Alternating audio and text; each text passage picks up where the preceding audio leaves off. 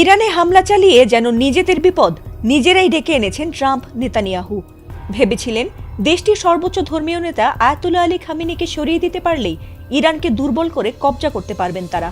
তবে তাতে হিতে বিপরীত হতে পারে এমনটা বোধ হয় স্বপ্নেও ভাবেননি তারা কেউই। এবার অদম্য শক্তিতে প্রতিশোধ নেয়ার ঘোষণা দিয়েছে দেশটি, আর তাতে রীতিমতো আলোর গতিতে ইরান একের পর এক মিসাইল হামলা চালাচ্ছে শত্রু দেশগুলোতে লক্ষ্য করে।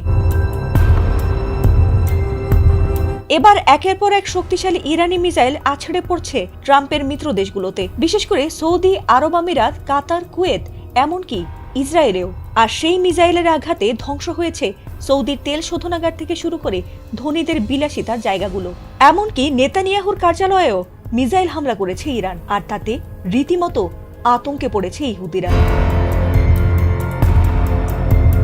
ইরানের সর্বোচ্চ নেতা আয়াতুল্লাহ আলী খামেনির মৃত্যুর বিষয়টি মোটেই মেনে নেয়নি ইরান, আর সে কারণেই এবার একের পর এক পাল্টা ড্রোন আর মিসাইল হামলা চালিয়ে রাতের ঘুম কেড়ে নেয়ার মিশনে নেমেছে ইরান।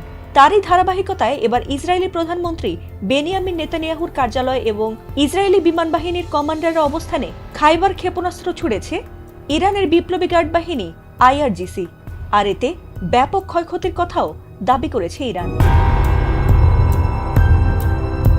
এ নিয়ে দেশটির সংবাদ সংস্থা তাসনিম নিউজ এজেন্সির এক প্রতিবেদনে দাবি করা হয়েছে, হামলার পর ইসরায়েলের প্রধানমন্ত্রী বেনিয়ামিন নেতানিয়াহুর পরিণতি এখন অনিশ্চয়তার মেঘে আচ্ছন্ন। এছাড়াও সেই এলাকায় ব্যাপক ক্ষয়ক্ষতির কথাও উল্লেখ করা হয়েছে। তবে এ বিষয়ে ইসরায়েলি প্রশাসনের পক্ষ থেকে এখনো পর্যন্ত আনুষ্ঠানিক কোনো মন্তব্য পাওয়া যায়নি। এর আগে শনিবার ইসরায়েল ও যুক্তরাষ্ট্র ইরানের ওপর সামরিক হামলা চালানোর পর পাল্টা প্রতিক্রিয়ায় ইরান অধিকৃত ভূখণ্ডে ক্ষেপণাস্ত্র ও ড্রোন হামলা শুরু করে। তাসনিম নিউজের দাবি, ইসরায়েল ও যুক্তরাষ্ট্রের আঞ্চলিক ঘাঁটিগুলোর বিরুদ্ধে এ পর্যন্ত 10 দফা হামলা সম্পন্ন করেছে তেহরান।